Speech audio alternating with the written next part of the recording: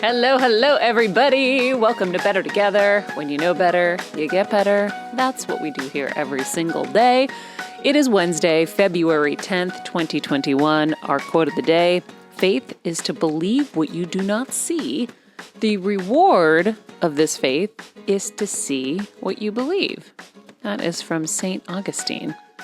I don't know who St. Augustine is, but... Kind of fun, though, right? Kind of fun. Back here in the East Coast studio, we've got Princess Winnie, otherwise known as Vincenza, on the table. Kevin changed out her bed for a little flatter kind of level. Kelsey over there. Hawaii 5-0 Kevin in the corner. Don't put baby in the corner. No. Steven over in North Carolina. Aren't you guys just so glad Jeff's out of here? No.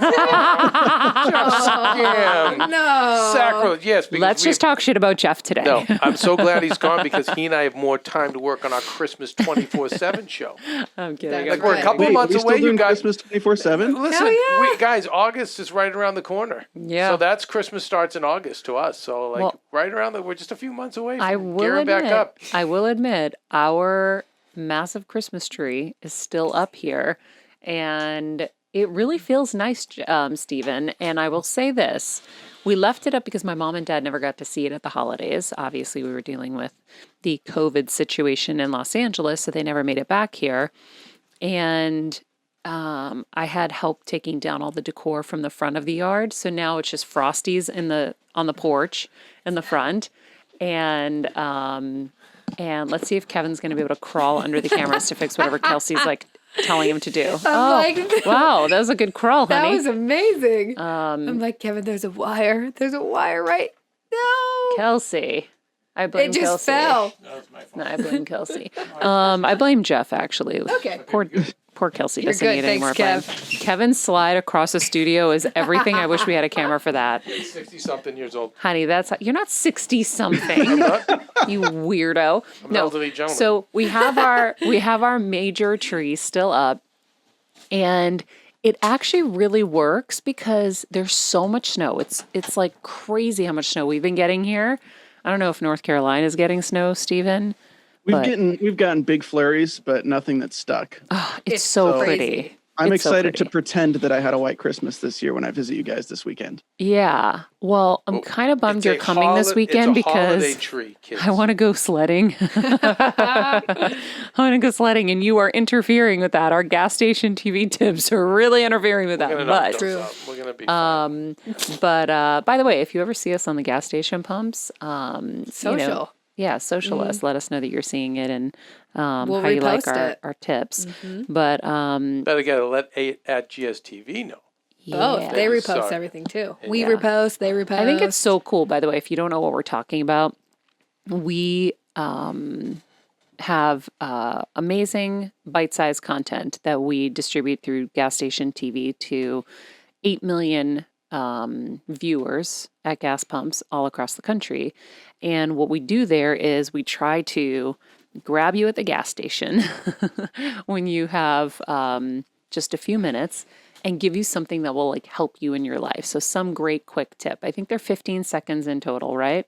20. 20 seconds? Very fast. Very quick, but we've been getting a lot of social media messages from people who are like, I learned about this from the gas pump. And so it's been kind of cool. I really enjoy that partnership. But the tree is still up. It's going to stay up because I think we're going to do Christmas in July here. No, wait. Yes. Kelsey, What? tell Maria what you do with your tree, you and your roommate. You'd see, Maria, if you tuned into the Christmas 24/7, Honey, you'd know I'm this. a dedicated listener. Okay, so you probably forget I'm one what of we the covered 32 this. people that listen.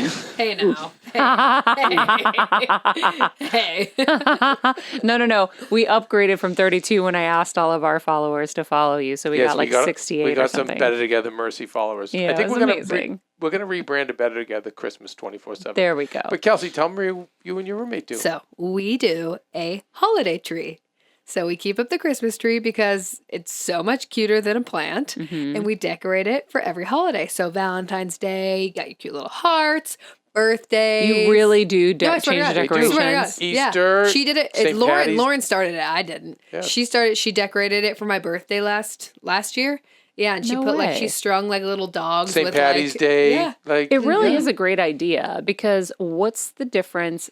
we put plants in our house, right? But here's the thing. It may take away from like how special it is to see your Christmas tree at Christmas Except time. that was at a time where, the world was, the world was kind of special, and now it's not.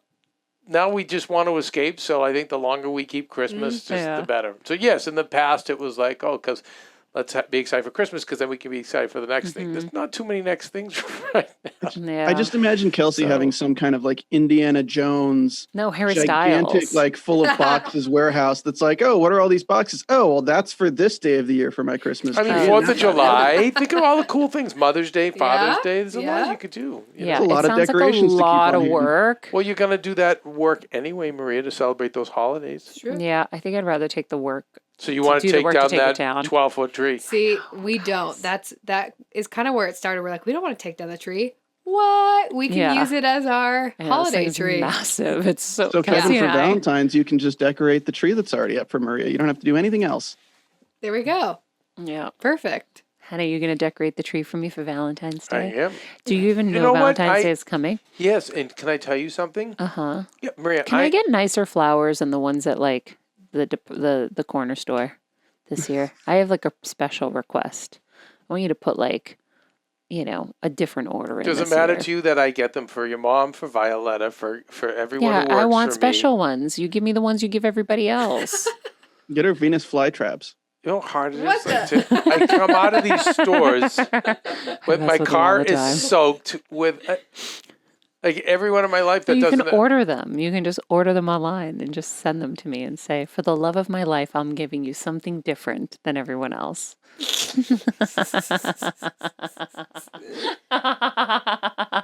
You get my love every day. I know. I show my love. I want more. I show it.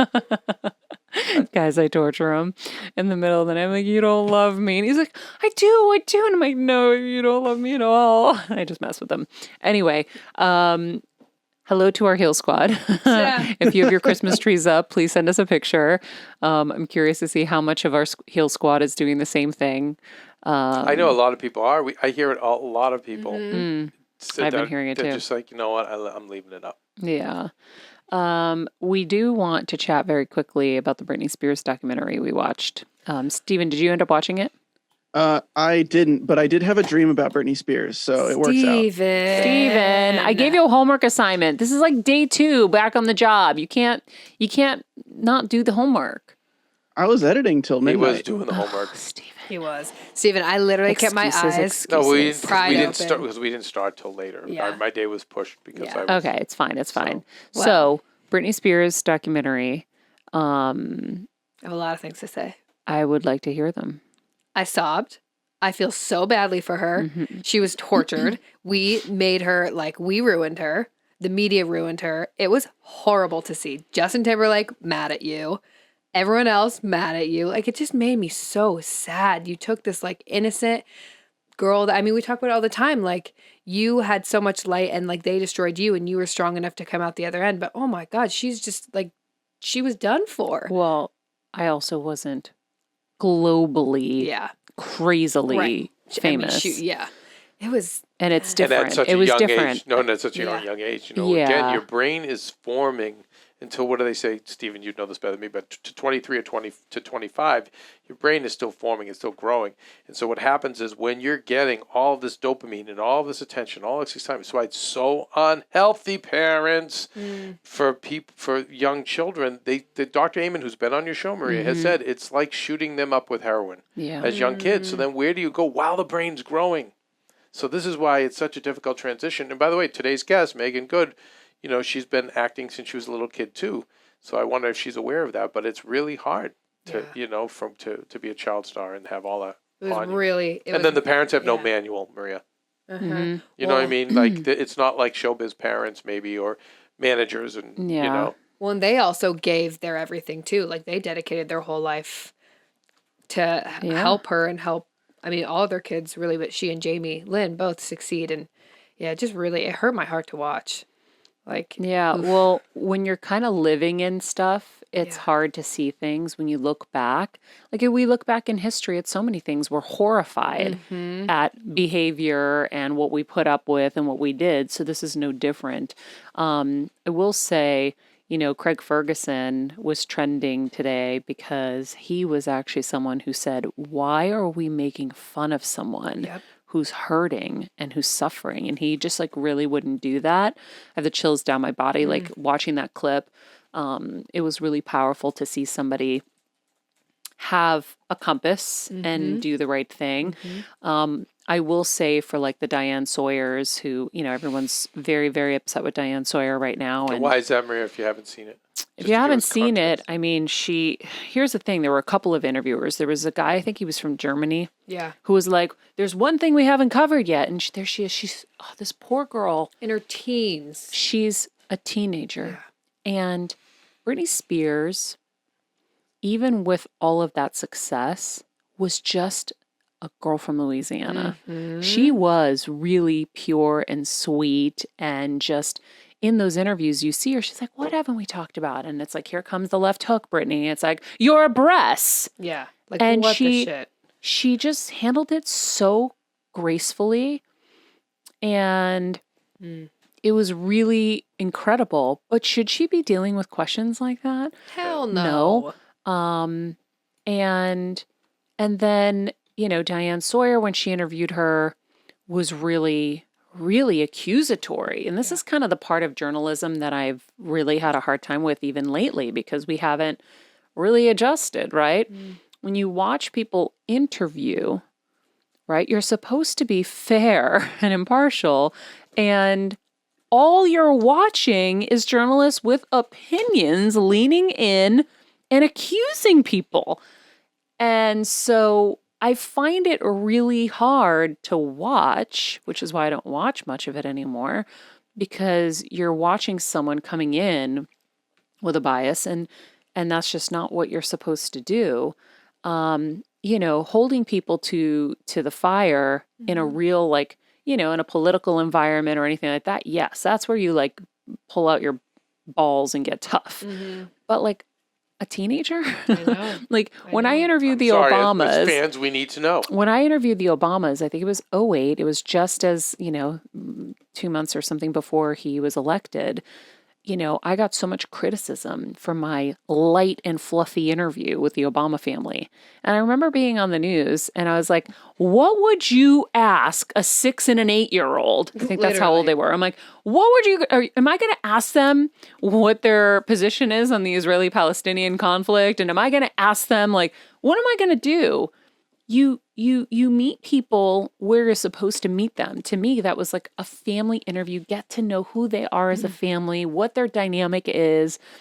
And, it's just all of this accusatory kind of stuff. And that's how Diane, why Diane's trending right now is because it was like, "What did you do to Justin?" Horrible. Horrible. And I'm like, Horrible. "Oh, wow, that's an interesting way to frame the question." What people don't know, if you're not a journalist, being on the other side, you've got bosses who are really tough and really scary. And I'm not giving Diane an excuse, because Diane was Diane Sawyer at that time. No one's telling Diane Sawyer what to do. We don't know that. More than likely.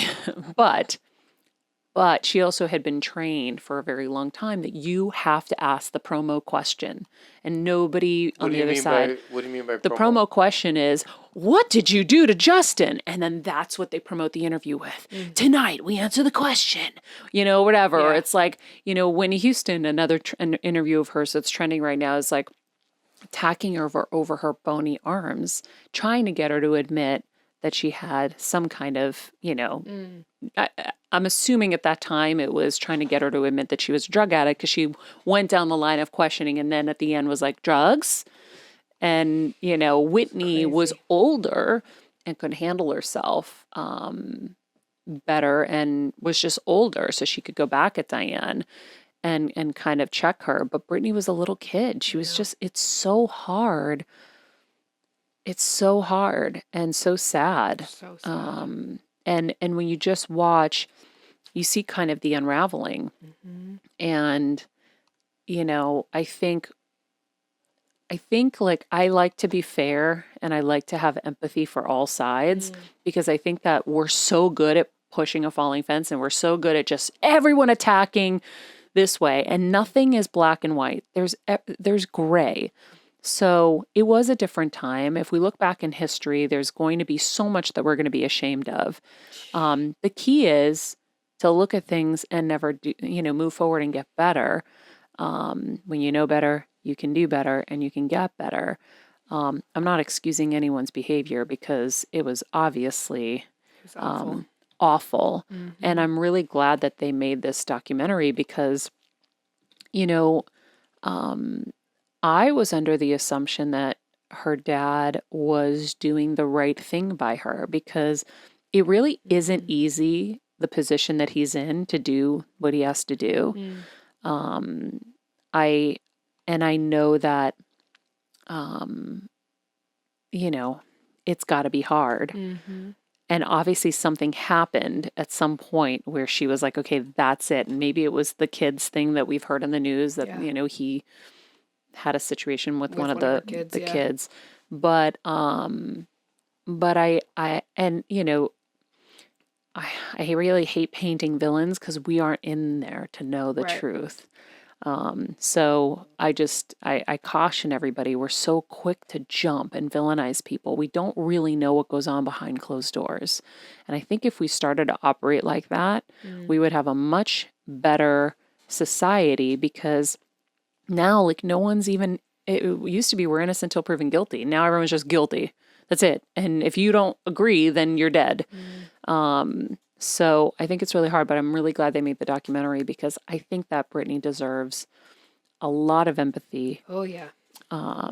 And I think that she definitely, it was the rise of the gossip magazines. It was the rise of social media. It was just a perfect storm.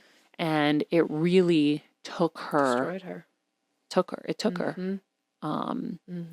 She's not the same, and I don't know if she ever will be.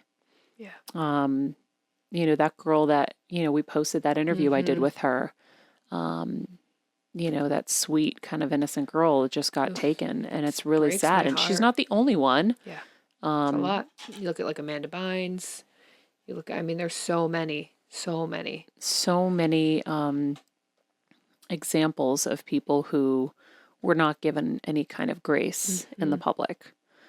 And, there's no forgiveness for anybody making a mistake anymore. Why do you think we're all so high anxiety? We're terrified to make mistakes.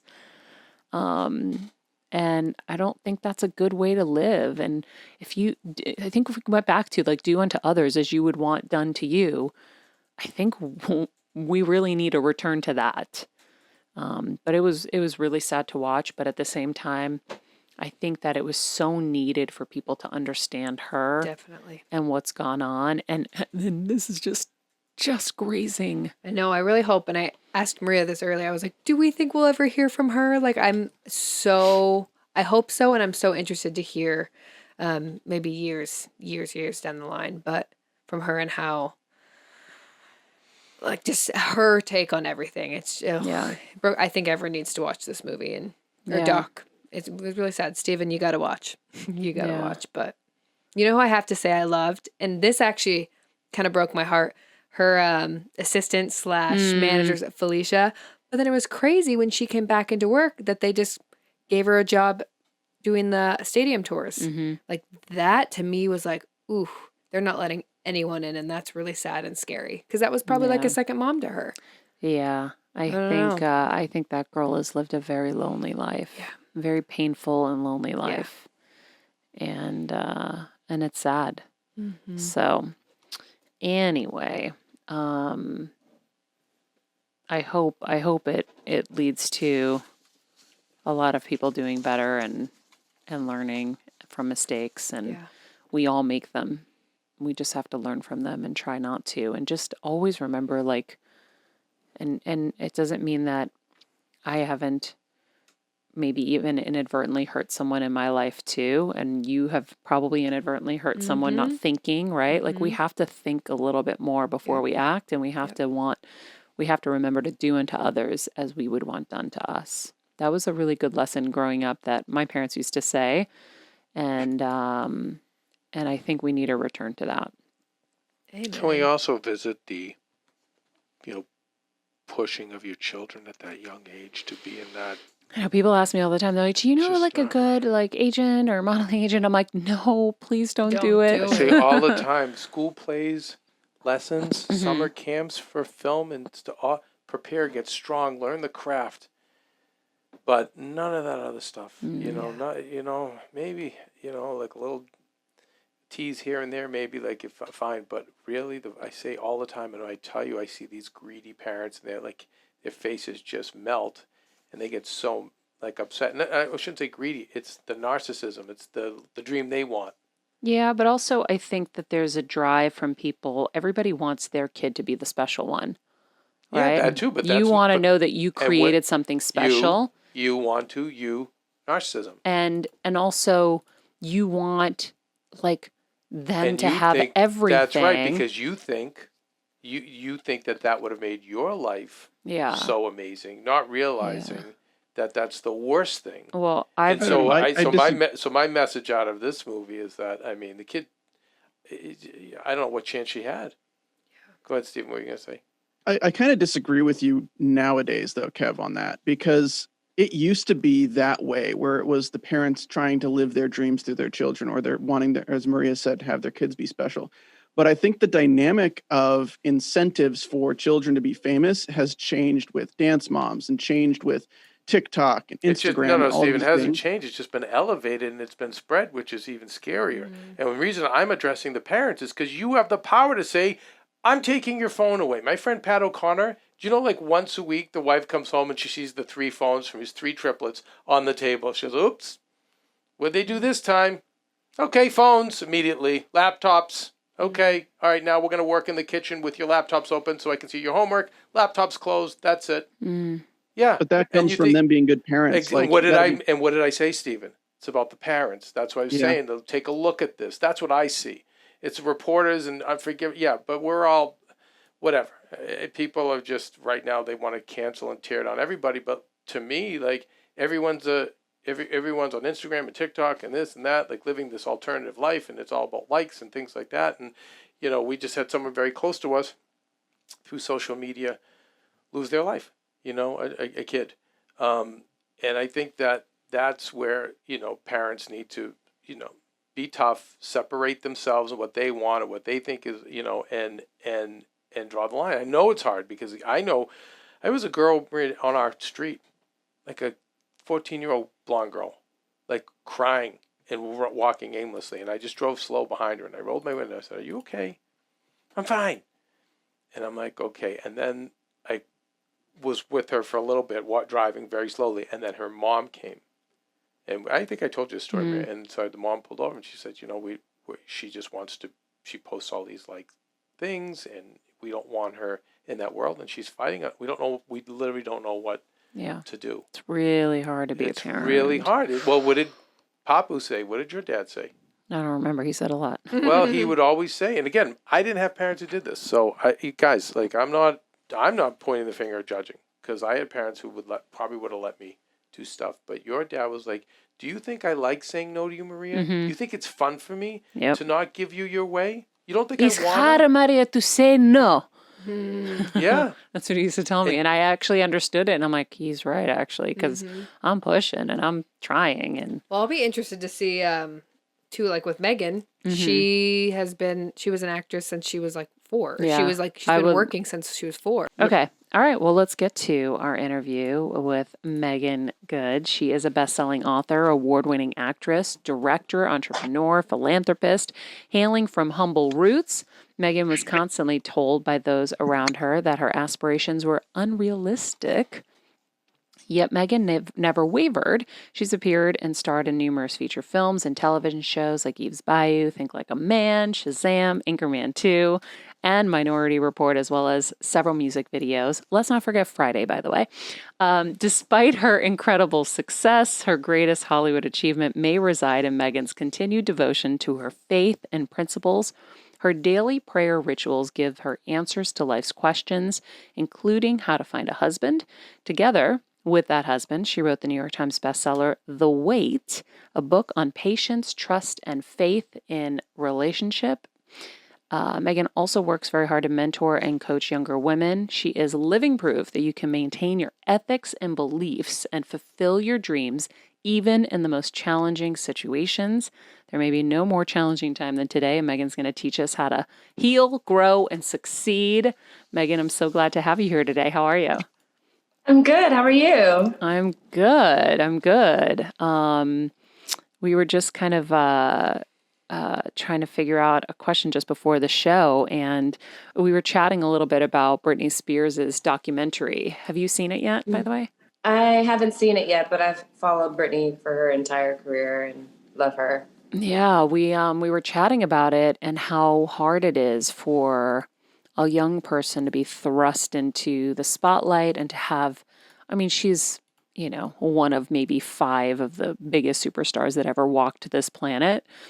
But it is hard to be in the spotlight at such a young age. And then we're talking about it. We're like, wait, we'll talk to Meagan. She actually has been doing this since she was 4. So I don't know if anybody here will have a better take than you have on what that's like and how you kind of can keep yourself safe through all of it. And then, do you encourage people who are like, hey, I want to get my kid into acting, or do you know of an agent? I get that question all the time, and I'm always like, no, don't do it. I'm scared. But you might have a different perspective. I'm curious.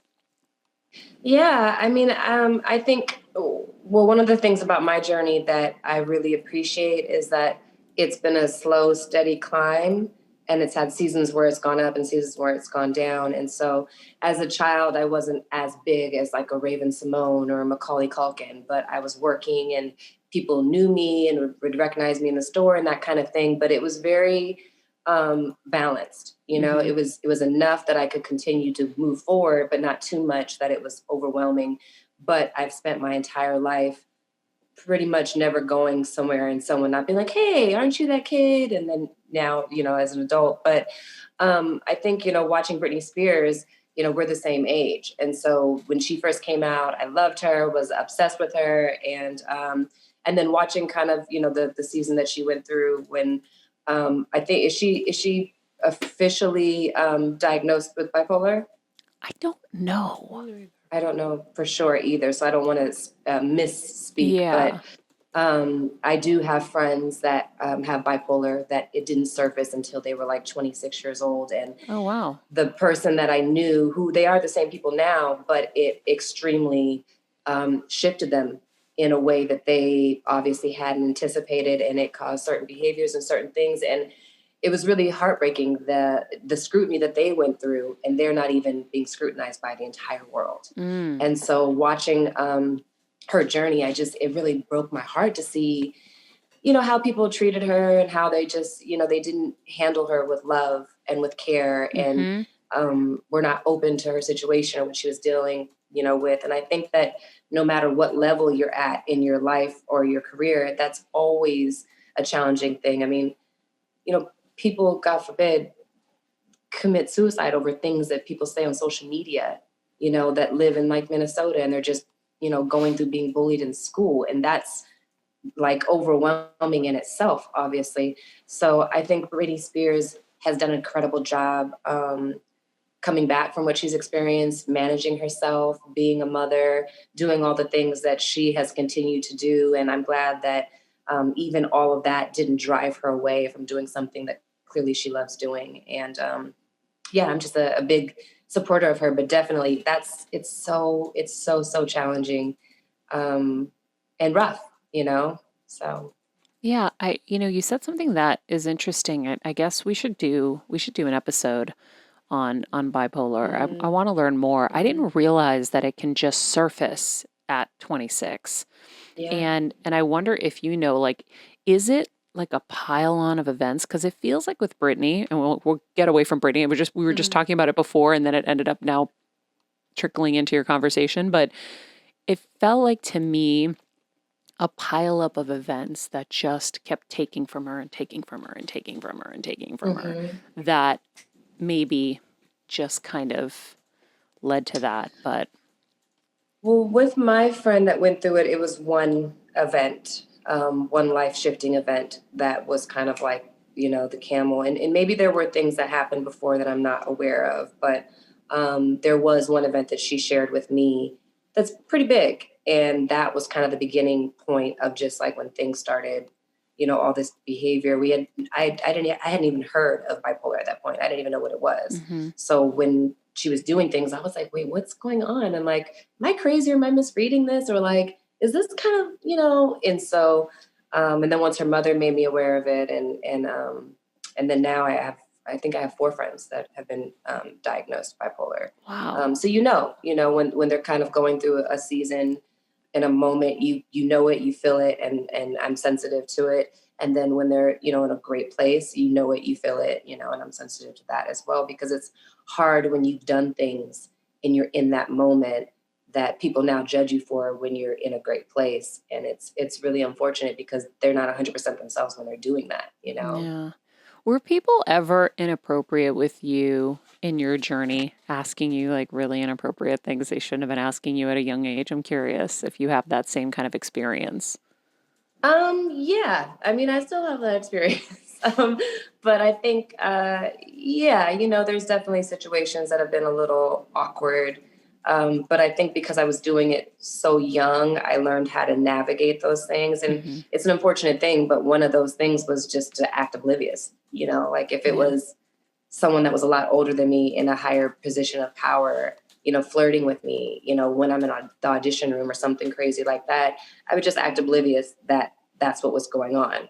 Because the sad thing is, before the Me Too movement really, came full circle, if you called someone out on that, or if you reacted a certain way, then now people say you're difficult, or they don't want to work with you, or whatever it may be, or that never happened, or that wasn't my intention, or whatever. And so, my generation, it was just like, you just act like you didn't know that was going on, unless it gets to a point where you just have to be like, okay, hold up. Yeah. Yeah, I'm 42 and I feel like I kind of did a lot of that too, where you're like, and you just kind of laugh it off and you just scurry away and hope everything is like going to be okay, because otherwise you couldn't say anything. Yeah. I mean, the good thing is it's a different day and age in so many ways. And I think that we're making progress on a lot of fronts. And it's nice to not have to ever feel like that again, in those type of scenarios. But I also think, we're in the extreme phase right now too, where, it's like we just had like a workplace meeting, and for the first week, I think everyone was scared to like, it's like you don't know what's going to offend somebody or what's going to be weird. And I think it's important to go to the far extreme in order to find balance. But I think we're still in it, a little bit. Yeah. Well, you're shooting a show right now. I don't know if you're able to say, so I don't want to, are we okay to talk about it? Yeah, I mean, we don't have an official name for it yet, Okay. so we're still untitled, but I'm here in New York, and I love New York, and it's snowing. And the girls that I'm working with it just makes me so happy, because anytime I do a show, it's like, it's not a race, it's a marathon. You're on it for months and months at a time. If the show does great, you're talking about years at a time. So for me, I'm a big hippie, and I've done majority of just like stayed in the film space because I'm like, I don't want to know what my next job is, or like where I'm going to be, or what character I'm going to play, or what country I'm going to be in. And so now that I'm older and I've been married for 9 years, and, we're talking about starting a family and stuff, I want a little bit more stability. And so it's nice to be in a place that I could potentially be in for years with people I really, really love and enjoy spending time with. And like, my co-star Grace lives like, 3 floors below me. And like, she just comes over in the middle of the night for like sugar, and it's really great. And the producers and Amazon, everybody is really great. That's so cool. I'm sure, is this like the first kind of show that you're doing in COVID? I'm curious, like, or did you do something before? Yeah, I shot a movie for Lifetime called Death Saved My Oh, Life yeah, that of comes out course. this Saturday. Yeah, yeah, yeah. So I shot that during COVID. And, it was definitely crazy and an adjustment, but it was great and everyone was great and we felt super safe and it was nice to see human beings and actually know that not only is everybody being tested every day, but they literally had the entire crew up at one hotel. So nobody was like leaving the bubble. So, if you wanted to hug someone, you were actually like in a pretty decent place to do it versus, just the month prior where I just really didn't see anybody except for my family once we had all quarantined. And this show, I was shooting this in March when the pandemic started. Oh my God, that's So crazy we were because that's at the like, beginning. I mean, That's it when was the like, brave okay, ones went forward. Yeah. it was like 1 second. It was like, okay, so the pandemic, okay, is this happening? Is this really happening? And we weren't sure. And then it was like pretty much after Tom Hanks got it and they shut down the NBA, everyone was like, this is real. And so, Oh my God, I just got the I took a chills. plane straight home and had no idea I'd be home for a year. But as horrible as it has been, I tend to just look at the positive. And the positive is I got more time with God. I got time to pray and work on trauma and just work on myself and be intentional about my healing, my growth. I got a ton of amazing time with my husband, which hasn't happened the whole time we got married. I literally got engaged and was on the way to the airport and like almost missed the flight and got on the flight and everyone was looking like the plane was like waiting an extra 2 minutes for a person. And I'm like, I got engaged. And everyone's like, yay. But that's been our whole marriage is like, on the run. I'm 7 months here, 3 months there. He's a month here, 2 months there. So being able to spend time with him was like heaven, and yeah, even when he got on my nerves, I loved it. So. That's so cool. I think, I want to talk to you about all of that. That's what we do here every single day. Our goal is to know better and get better and do better in all areas of life. And we're constantly having conversations about our traumas and healing. So maybe we start there. I mean, was the time at home kind of the impetus for you to face some traumas that maybe you hadn't faced before? I think so. I think that when you're going, and by the grace of God, I've been able to work consistently. It was nice to have a moment to just sit down and say, okay, and even with marriage, we made an executive decision to start doing marriage counseling. And it wasn't because there was something wrong. It was like, let's be proactive. We have this time. We don't know when it's going to end, but let's make sure this time is used in a way that is valuable to our future and valuable to what we want to accomplish in life. And so we did marriage counseling for like 5 months. During COVID? During COVID. Oh, wow. Over Zoom, like with the intention to just look under the hood and see, what we might need to work on and what we can grow from. And it was great because, we both have trauma from growing up as children. My husband's father died when he was 9. He was an alcoholic and he had 2 heart attacks and passed away.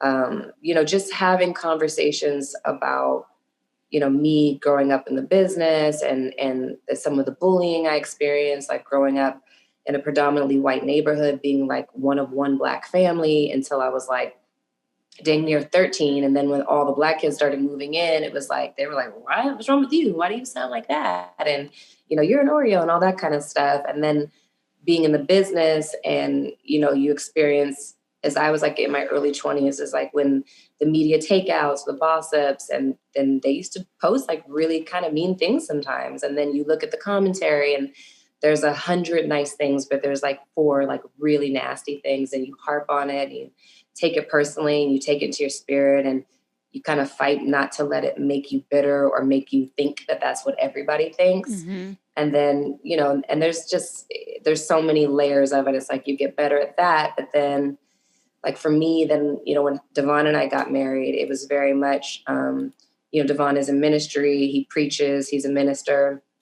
but his day job is he's a film producer, but he motivational speaks, he writes books. And so when Devon and I got together, the commentary was very much like Californication actress marries Hollywood pastor.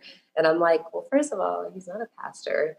I've only been on like 8 episodes of Californication. I've done a lot of other things, but it was like that sensationalizing, that kind of dynamic. And then I dealt with just a lot of like attacks from some church people, which to me hit totally different because I'm like, but this is supposed to be my safe place. And like, we're supposed to be Christians and treat each other with love and respect. And it's okay to correct if you feel spirit led to correct, but correct in love, it's about how you treat and handle people.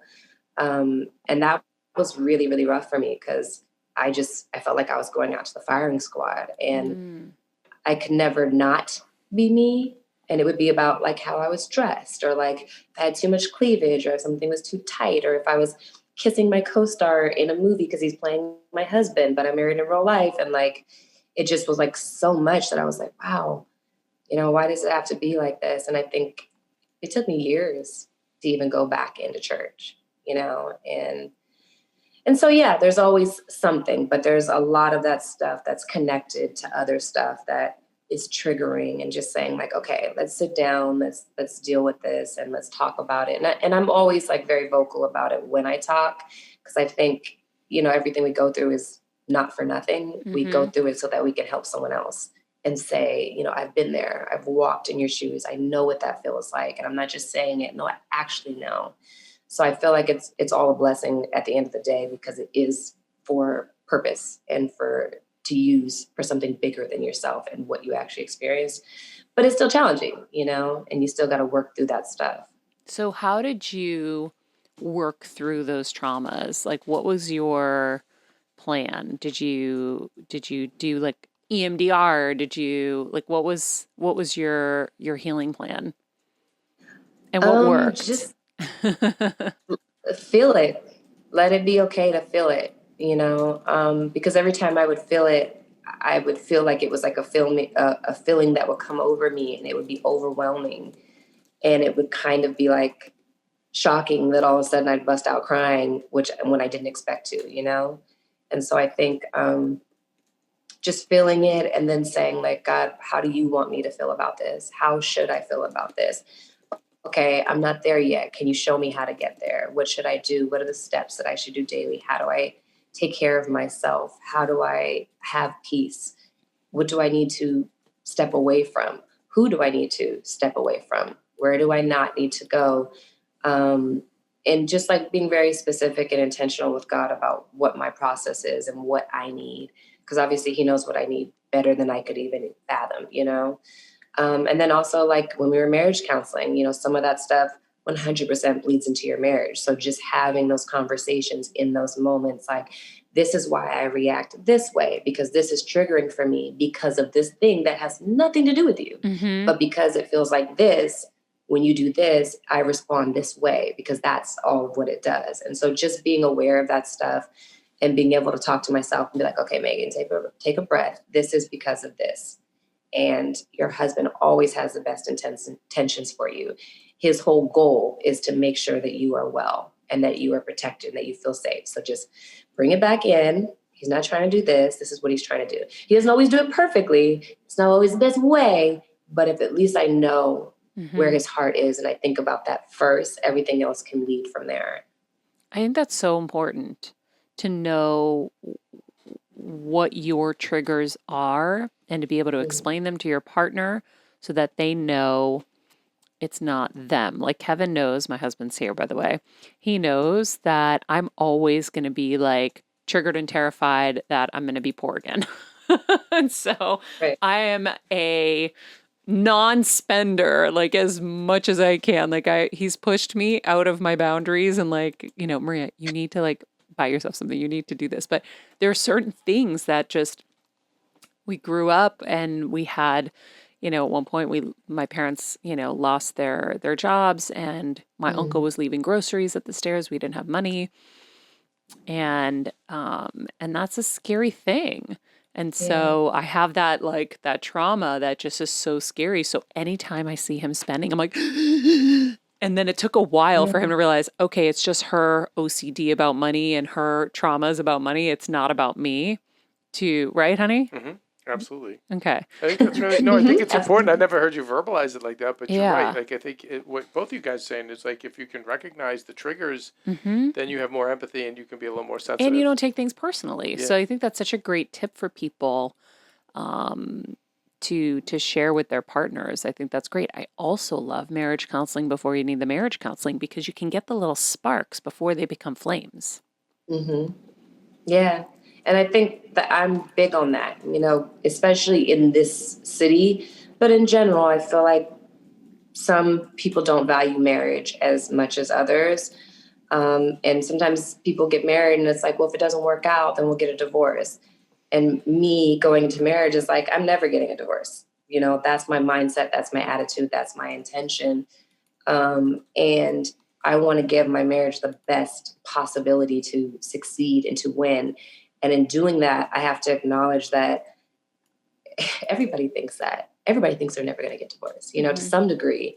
And to not do the work and to not prepare and be proactive about your marriage as if it's something, like your career, you're proactive about what you want to accomplish and your goals. Why would you not be more proactive about your marriage? And so to think that I'm above that or above anybody else's situation is ludicrous.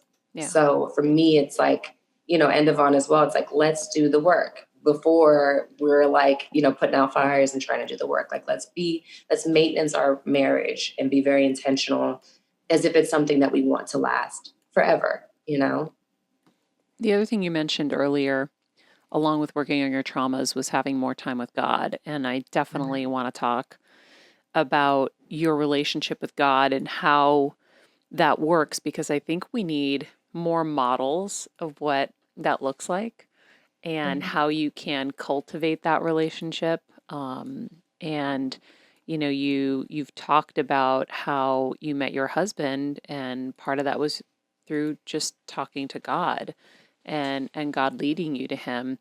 I always say I have like a direct line. Like I'm constantly talking and constantly asking, and I hear things and I've learned how to distinguish them, but it's kind of a hard thing to teach. And it was one thing that I really wanted to ask you today is, how do you communicate with God? How have you cultivated that relationship? And how do you know it's not your inner monologue, that it's God? Yeah. Yeah. Well, I didn't grow up in like a church household. We never went to church. And I started going to youth group when I was about 12. Just because my acting coach was like a godmother to me, and she was one of the youth pastors, so I would just go. And then two of my kind of like friends, associates from school, because there was a lot of bullying with me being Black, they were really kind of like protectors of me for no good reason. They didn't know me that well, but they were just protectors of me. And they got into a really bad car accident, and there was 5 people in the car. They were babysitting a 4-year-old as well. Everybody else in the car died except for them, the 2 of them. And one of them, her name was Barbara. She ended up getting severe brain damage. Her older sister died in the accident with her. And Alicia, she ended up coming out physically the least unscathed, but obviously emotionally, in worst condition you could be in. And we went on a youth group retreat. She ended up getting saved. And I just was very intrigued because I was like, wouldn't you be mad at God? Like, why would that make you get saved instead of like turn away from him? And she really kind of set the example for me that started my curiosity and my own journey. And over the years, I kind of like went through all these phases where like, when I was young, I was like super religious, like Bible stomping, like told my older sister, when she lost her virginity, I cried because I didn't want her to go to hell. It was like that. And like none of my friends told me when they lost their virginity. And then from that to like, it was crazy. And I love that none of my friends told me. It was very dramatical. And then as I got older, it was very much like, I'm trying to do everything by the book, but it's not working out. So F it, I'm going to do what I want to do. And like, I went through all these seasons, and once I got to a certain point, I realized that I was being so religious about my relationship with God that I didn't know that I really even had a real relationship with him. I didn't know if I was actually really hearing from him. Like, I knew that he was covering me and protecting me and that he was answering some prayers, but I didn't know if I was really hearing from him. And so my relationship with him started to shift in my probably early to mid 20s, where I stopped being so about literally what I'm reading, but saying, well, God, what do you say about this? What do you say to me about this specifically? And just started asking for clarity and asking questions and stop making it about just what I was taught in church or what was the church culture, but really like, I need a relationship with you. That's me and you, like you said, a direct line. Mm-hmm. Whereas if somebody comes up to me and they're like, God gave me a word for you. There's been people I've told straight up and I'm like, no, he didn't. Because that's how crisp I hear from him now, where I'm like, okay, that's not what God, you know what I'm saying? Other times my spirit goes, it's like, I can feel the Lord like, this is for you. This is a word for you, and so my spirit is so discerning now that over time I've really fine-tuned my ear to the point of where when God told me Devon was my husband, it was like crystal clear. It was like, how was that like process? shocked. Tell everybody how that process came to be. So I met Devon on a general meeting when I was like 24. And it was basically like one of the conversations we had was about being Christians in the industry and about using our platforms for something bigger than us. And so there was that. And then I'd see him over the next couple of years and I was like, oh, he's cute. But, he was the guy, he was a studio executive head. So I'm like, that's the guy who gives you the job. I just didn't think anything more than that. And then I got cast in Jumping the Broom, which was an interesting situation because they had offered it to Paula Patton. She had passed, and I was coming in to test for that part. And in the 11th hour, she changed her mind and accepted it. And so, we were kind of like, I was like, well, look, can I at least show you what I was going to do so that at least you keep me in mind for the future for something, So I came in, I did a great job. They were like, we still want to cast you. We're going to give you the best friend role. We're going to beef it up. We're going to rewrite it, blah, blah. Wow. And I was like, I don't know if I want to do that, And I kind of had the attitude of like, I want to play the lead though, And I prayed about it and God was kind of like, who do you think you are? And I was like, whoa. God was like, who do you think you are? I was like, okay, Lord. So then I called him back. I was like, I will very happily accept this role, And so went to Nova Scotia, was filming. I was on the tail end of a relationship that was almost 4 years. It wasn't the best relationship. We definitely were, kind of emotionally and verbally abusive to each other. And it just wasn't the best, and he's a great person. We just weren't right for each other. Mm-hmm. And towards the end of that filming, I remember looking at Devon on set because he was the executive, making sure everything was running smoothly. I was just like, that's the kind of guy I wish I could marry. And the relationship that I had been in had beat down some of my self-worth to the point where I just felt I felt that Devon was out of my league. And that was not someone that God would give to me, And so I remember as we were wrapping up filming, I was at the lowest point of I felt like I had made so many mistakes and I just wasn't in a good place. And so I was just like, Lord, I don't know what I'm doing. And I am really, really struggling here. And I need guidance and tell me what to do because clearly the way I'm doing things is not the way you want me to do them and it's not working for me. So God said 3 things. 1, get out of the relationship you're in, which was tough because I really love the person. We were building a house and, in Florida. And I found out that he was going to propose that next Valentine's Day. And even though things were rough. Even though things were rough, yeah. And I still very much loved him and wanted to be with him. So number 1 was get out of that relationship. Number 2, God was like, be celibate. And I was like, wait, Lord. Now, this is the area where we have an understanding, And number 3 was that Devon was my husband.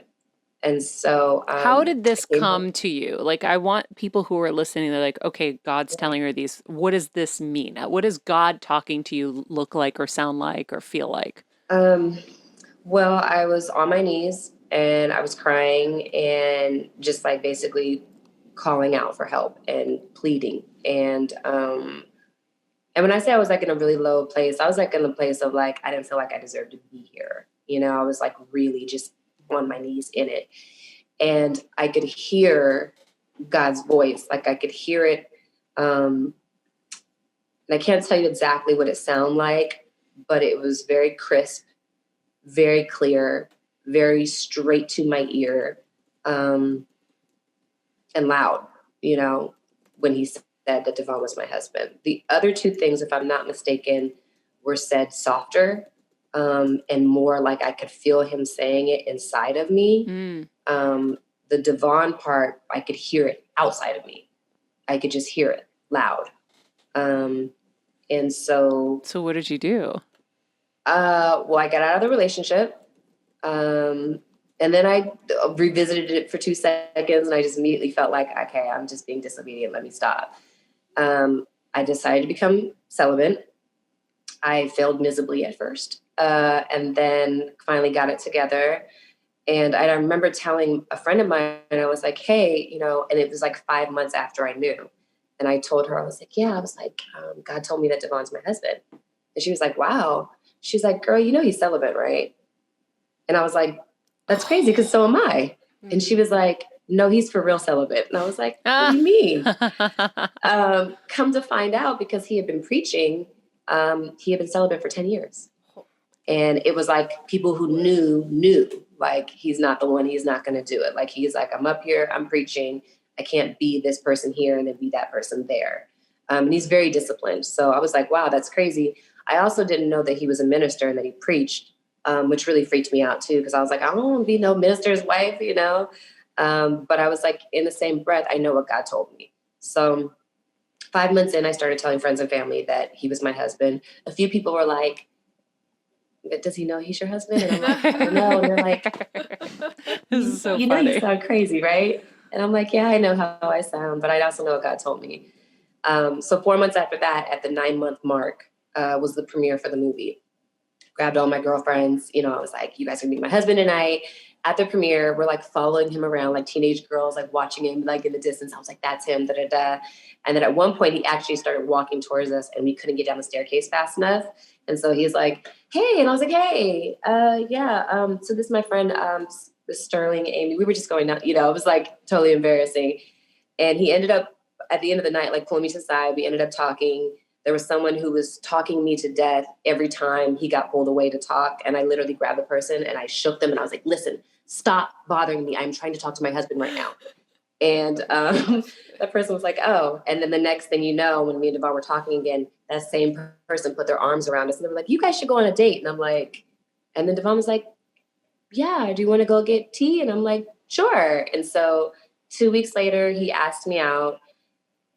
10 months later, we were engaged. 1 month later, we were married, and we're going on the 9-year mark. And I still like all because she talked to God and God told her. Because otherwise, you would have probably stayed in that other relationship. That wouldn't have been good. And, wow. A lot could have been different. I never even thought, like, you know, about him that way, because it was like, that's the guy you get the job. Like, you just don't do that, you know? It's so interesting. Also, I've always dated like a little bit of bad boys, like lots of tattoos and, you know, that kind of thing. And Devon was very different than what I had dated before. You know, I definitely thought he was cute, but I was like, I don't know if he could handle this personality. Like, I'm a Leo, you know, through and through. I got all my childhood trauma from growing up the industry. I can be legit crazy. But he has a way that is very shocking. Like my ex, when we would fight, he would try to, not intentionally, but it almost felt like bullying. And I'm like, I might be 5'2.5", but I will never be bullied by anybody, because growing up in the business, you have to learn how to speak up for yourself, or otherwise people will take advantage or try to manipulate your path, or, you know, so it was like, I'm just not the one. So when we would fight, it would be like, you know, two universes colliding, and it'd just be bad. And then with Devon, I remember the first fight we got in, and it was just like, he had a way about him. You know, he was like, okay. Yeah, he didn't feed and the fire. Just like, yeah. And I just would go back and I'd be like, maybe I was wrong. I don't know. Let me, you know, and it's just completely different. It's like everything that I need and what I didn't even know I wanted. And obviously I love him, but I also like him a lot. So, That's so cool. I always say, like, one of my things growing up was always ask and you shall receive. I always used to say mhm. that. Yeah. And I feel like I ask God for signs all the time and then I get them, but I listen to them and I trust them. And Yeah. I feel like, if you don't believe in God, then, you can think about it, in a different term, or the universe, or maybe your God is Buddha, or I don't know, everybody's got their own, but Yeah. there is a higher power out there. Hmm. And you can have a relationship. And I think it's really cool to hear your story. And I remember, I think it was an Oprah interview I was listening to you, and you were talking about, maybe it was that interview, I don't know, but you were talking about you didn't know if you wanted to be a mom. And at the Yeah. beginning of this, you said you guys were going to start raising a family. So it sounds like you've made that Yeah. decision. Yeah. I just got there, like in the last few years, I'd say, because, for the moment you get married, everyone's like, we're going to have kids. Mm-hmm. And I hate that, because I wasn't even sure if I wanted to have kids. And I just felt like people were trying to like pressure me, and it aggravated me. And as a Leo, anytime you pressure me, I'm going to do the exact opposite. I don't even have time to think about the fact that you might be right, because I don't like that you're pressuring me. And so for years, and it's great because Devon's just been patient. I knew that he wanted kids and wants kids, but he just never pushed, and it's kind of amazing. And so, yeah, like in the last, I'd say like 2 years, 2.5, 3 years, I'm like, okay. And then I think I just got to a place where I'm like, okay, not just okay, but like we're about there. It's about that time where I want to do that next. That's what's exciting to me next in this kind of like short but long life full of just tons of experiences and unique things that I've gone through, that I've seen, that I've done. That's what I'm excited about next, and I feel very settled, like I've done everything I want to do. And the other things that I want to do are things that I kind of want to do with a kid on my hip, because it's just so much more badass that way. And so, yeah, I'm excited. So you're thinking about like 5, right? No, more like 2, maybe. We're in the same situation. And for me, I always looked at my parents like they were my kids, because I always have been taking care of my parents. Yeah. And so kids like kind of just weren't in my ether. And also I was like you, I didn't know if I really was meant to do it or wanted to do it.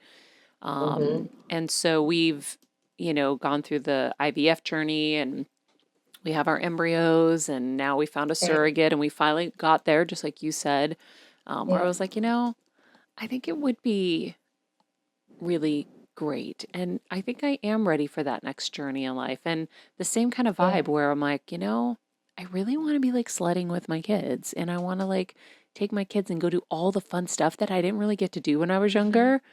I want Yeah. to get to do it with them. Yeah.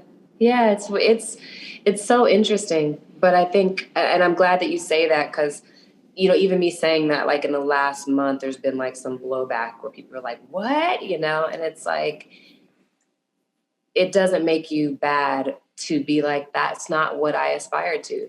I did Hmm. not base my whole life on like, becoming married one day and having kids one day. That's not everybody. And Hmm. that's okay to say. And I think that there's so many women who feel that way, but they just feel like you can't say that. Like that makes you like a bad person if that's not what you aspire to. And it's not true. Yeah. It's not for everybody. And maybe it's for certain people in certain seasons, later when they're like, okay, this is what's next, Yeah. and it's something that I choose to want what's next, and I think it's a really important conversation to have, because we don't have it enough. It's I like a agree. weird thing to say, and it's like, but why? Well, it's a different time. Like I always say, my mom's generation, that was the dream. For Right. us, they kind of opened up a whole new path for us where it was like, oh no, go live like the dream. Yeah. Go experience all these things. And it's a massive responsibility, as you know. And I was like, I don't know if I can do everything. I am not going to put myself in a position where I'm going to be a terrible mom because Right. I can't do it all. And I'm not ready Mm-hmm. to give up the things that I want to do that. I Right. couldn't see a path, Megan, where I could juggle everything like the people Yeah. that, made themselves look like Superwoman. I was like, I don't think I'm Superwoman. Right. And I don't know even if I could do it that I want to. That could be like Yeah. extremely stressful, Yeah. and I think life is about quality of life every single day. And so I think it's a choice that you have to make when and if you're in a place where you're like, yeah, I do want to do that. I accept the challenge and the responsibility because I choose it, Yeah. What and are it your and fears now, though? Like, do you have fears now? I mean, my fears, I'll just jump in real fast, are like raising kids in this crazy time and then COVID right, time and just like, are there even going to be schools? Like, there's so many uncertainties. At the same right. time, there's so many cool positives to it. Like, you got time with your husband that you never had. Anyone I know that's had a baby in COVID actually got to be with their baby. That was kind of cool. Yeah.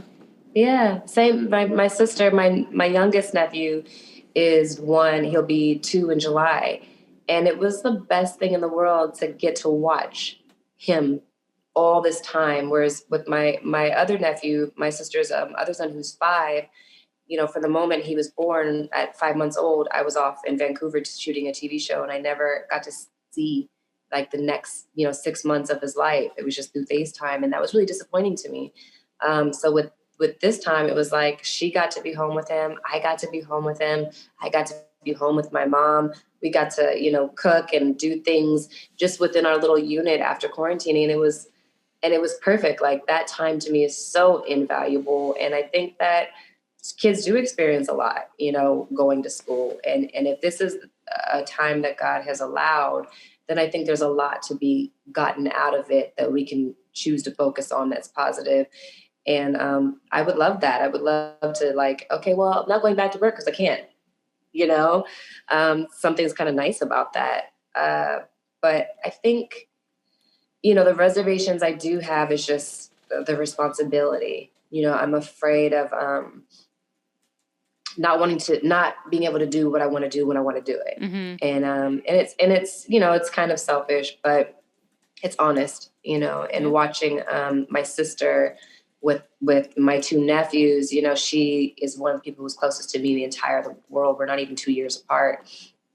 So I see so much of myself and how I would be in her. And, she balanced a lot. Her husband's a musician. He's constantly touring the world. My husband does various things and is constantly touring the world. So I saw so much of what I could expect to some degree. And I know we're both different and our dynamic, everything, but that was about as close as I was going to get to what it might be like. And in the beginning, I think, she balanced it all, but it took a lot of everything, Sacrifice. a lot of sacrifice. And I just wasn't sure that I was ready to sacrifice. And now I feel more sure, but I'm like, yeah, there is the fear, that it's like, but in the same breath, I think that I want them more than I care about the fear. So, Yeah. If they came to you and said, Mommy, I want to be in movies and TV, and they were young, or if you saw something special in them when they were young, would you be okay with them going on this path? I would. But I think for me, I had the potential to be one of the ones that could have fallen off the side of the cliff. But for me, my relationship with God always brought me back and grounded me. It gave me perspective that was invaluable to me just surviving in general. And then my relationship with my mom, she never was a stage mom. She always was an ally and a friend and a mom.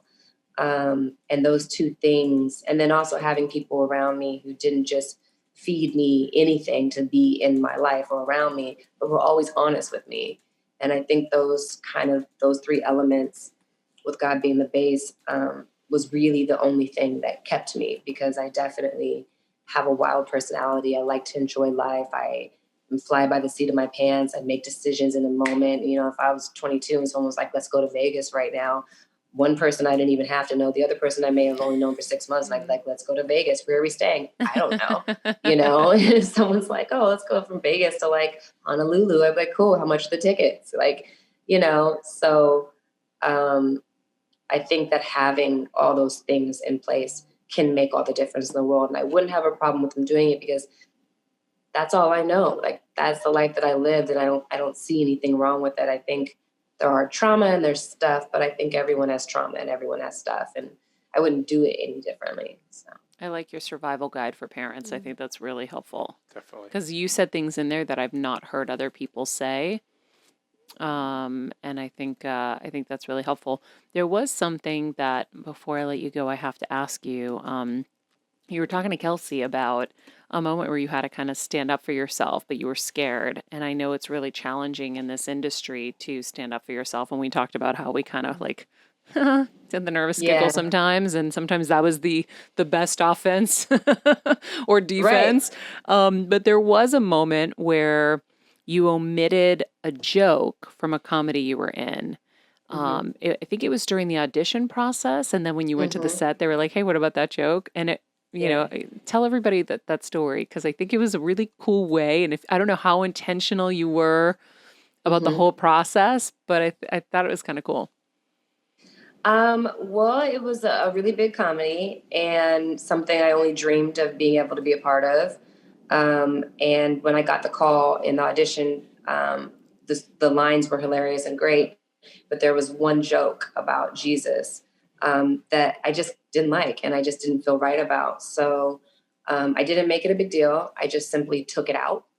And when I sent the audition tape, I just didn't have that line in there. And they didn't notice. And then I came in and I tested and they didn't notice. And then I came in and tested with the big star of the film and had a chemistry test, and they still didn't notice. And then once I got, to the state we were doing it in, we started rehearsing. They didn't notice like the first couple of days. And then out of the blue, and I thought maybe they just were okay that it was out. The director said, "Hey, there was this one line about Jesus and blah, blah, blah, blah. And I don't know where it went, but we just like kind of lost it somewhere. And I would love for you to put it back in."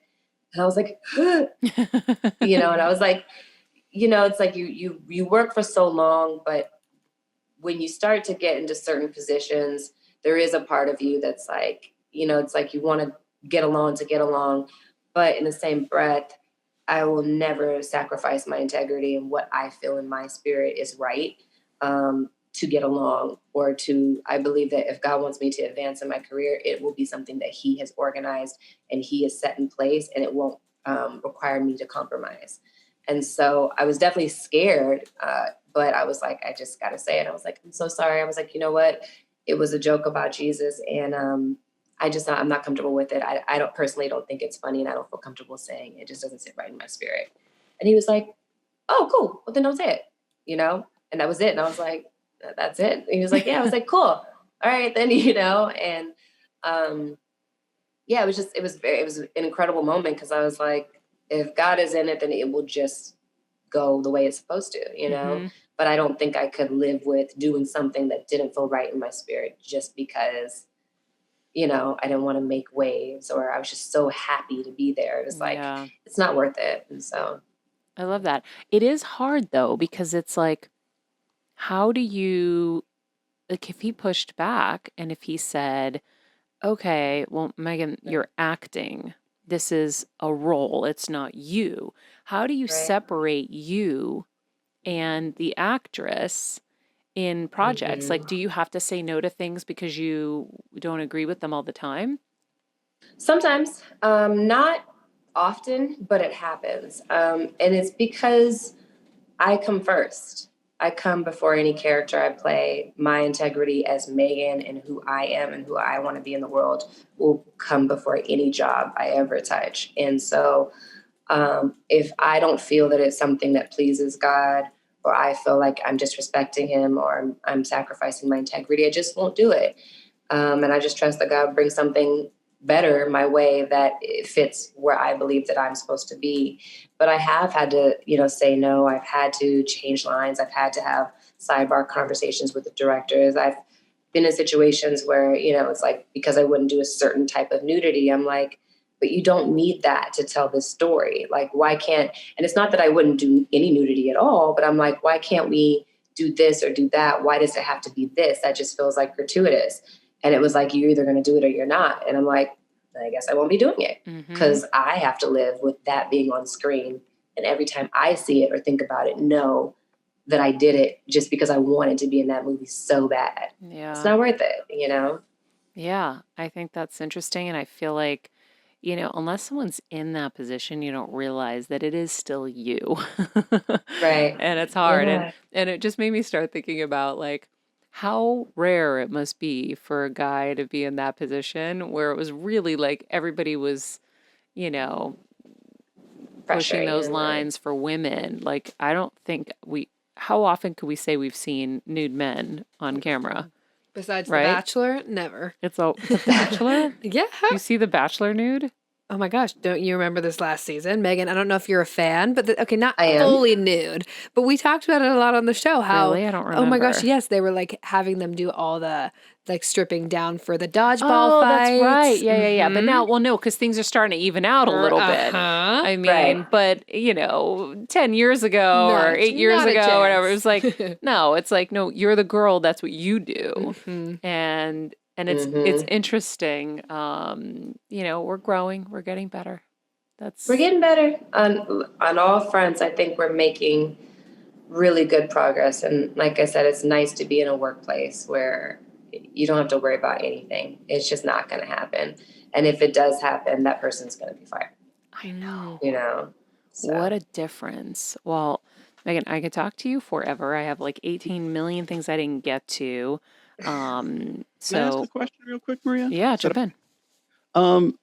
Megan, I was curious because like talking about family and talking about when you decide to start one, especially like right now, you mentioned your career is a slow burn, but it feel like you're just in so many major franchises. Like you're in Shazam, you're in all these great things. Like, how do you plan for that, especially during COVID when you don't even know, like last week it was reported that Shazam 2 would tape in May, but you don't even know. So like, how do you plan ahead for that? And would you ever like have to make a decision between a huge franchise like that and having kids? Yeah, we were talking about having kids last year, and a lot of the conversation was, well, you know, when is Shazam 2 going? And I've got to be in the best shape of my life for that. And then when are we going to finish the show? And then there was a lot of that talk. And what I ultimately decided was like, okay, I am ready, but I don't know that I'm ready like this month.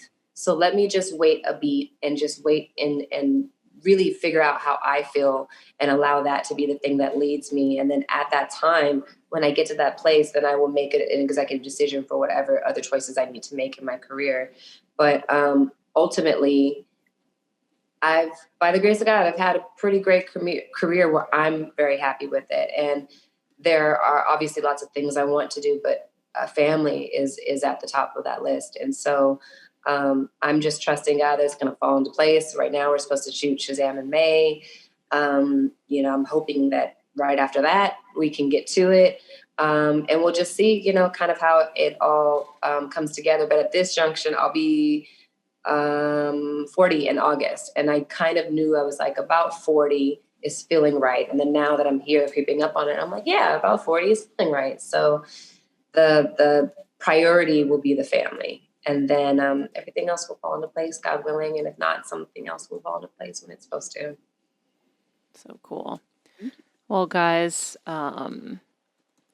we didn't get to talk about the wait, which I love. And I really wanted to talk about working together with your husband because we obviously have been working together forever. So we're just going to have you come back. I would love to. And maybe it's for the Amazon series when it's out. But your new movie on Lifetime is called Death Saved My Life. It's a thriller. It premieres Saturday, February 13th at 8 p.m., 7 Central.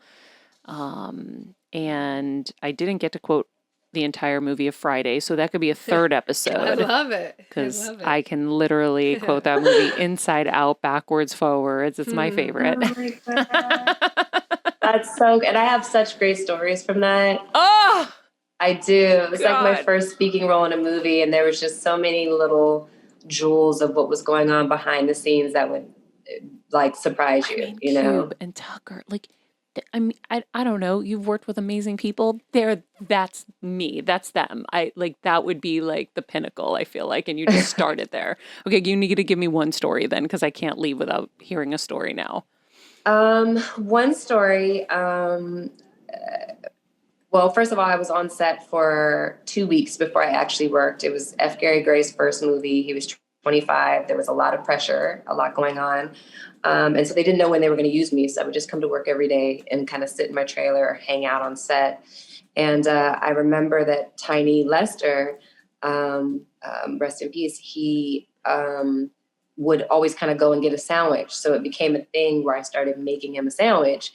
And a lot of people don't know that Michael Clark Duncan, rest in peace, was Tiny Lester's stand-in before he did the Green Mile, before all of that. And so I remember I made Tiny a sandwich, and Michael said, well, where's my sandwich? And I was like, I didn't know you wanted one. And he was like, it's okay. So he said, make me one next time. He said, but I want you to remember this. No matter where you go in your career, make sure you treat everybody exactly the same. Not just because you never know, but because that's the right thing to do. Wow. And I was like, right, got it. So after that, I made them both sandwiches every day. And then obviously Michael Clark became Michael Clark. And we worked together again on Debs, and he remembered the story. I was like 22 at that point. But yeah, a lot of little jewels like that behind I love the scene. pearls of wisdom on Friday, which is hilarious. But Michael Clark Duncan, I remember he came to one of my birthday parties. I used to throw these like bashes, and I just loved him. He had the biggest heart in the world, and like it just crushed me when we lost him. But oh my God, you worked with Debo. Everybody, that movie was so I remember we were watching in college, and we had a leak in our dorm room, so we slept in the hallway, and my roommate had it on. That was the only like VHS that we had, and she would rewind it, and we would play it all day, all night, all day, all night. So yeah, I know it inside out. And it was so funny. It was so good. I recently had a screening event at my house so that we could rewatch it and relive. Oh my goodness. Yeah, it's too fun. So crazy. So crazy. Yeah. It's Such good memories. It's a great memory to have your first speaking role in is in like this classic Friday. Yeah. So Who knew? do you keep in touch with anybody? I worked with the lady Angela Means who played Felicia for a number of years on a Nickelodeon show. A few years later, I haven't talked to her in a while, but Paula J. Parker and I, Nia Long's always been incredibly supportive. Me and Chris Tucker are still pretty close. I'm trying to think of who else. DJ Pooh and I did a movie together some years later. I know I'm forgetting some stuff. But yeah, I mean, for the most part, a lot of those relationships persisted to some degree. But I would say out of everyone, probably me and Chris are the closest. So cool. So cool. Well, we obviously have more to talk about next time you come. Make sure you guys check out her Lifetime movie, Death Saved My Life, this February 13th at 8 p.m. 7 Central. We will put all of that in the description in this episode, and you can follow her on Instagram at Meagan Good as well. Meagan, thank you so much. She's so beautiful. Stunning. Gorgeous. Like Stunning. Gorgeous. anyhow, I'm so glad that we talked about Friday at the end. That was so fun. When she talked about Felicia, be like, when she comes over and she's like, who you go to the show with last night? Yes, you did, because my sister-in-law, baby cousin Tracy, said she saw you there all hooked up with some friend. Now tell me who she was. And, the Cube goes, your sister-in-law, baby cousin Tracy, she's a goddamn liar. And then, I mean, I could do the whole movie. I fucking love that movie. Sorry. Dead. It's the best. Come on. Watch Her it. I haven't first seen it. speaking role is with Chris Tucker and Ice Cube in Friday. Like, there could be no, like, bigger... I mean, that movie will just always be huge. We got to watch it. I've never seen it. Were you with me? Did you come to the screening I had at the house for that? No, I didn't. I wasn't there that time. I think I was already back in North Carolina. No, it was with some of the AfterBuzz team. I think it was like our staff. You probably just didn't want to show up. Anyway, he's like, I don't have to be with Maria tonight. Perfect. I'm just kidding. Anyhow, lots of good nuggets. Good stuff in there. She's really cool. I really do think you should do like a special episode just talk about Friday, Maria. Oh my God. I would Seriously, die. like I think it would be great. A one-off. Yeah. You should do a Friday reunion. Yes. Better Together movies. Guys, I would die. Better Together movie club. Hell yeah. Better Together. It's me, Kelsey. I need to talk to her more about Anchorman too. Oh, Better Together movie club. I wonder if she was talking about Anchorman too. I think so. Because I think, did Todd Phillips direct that?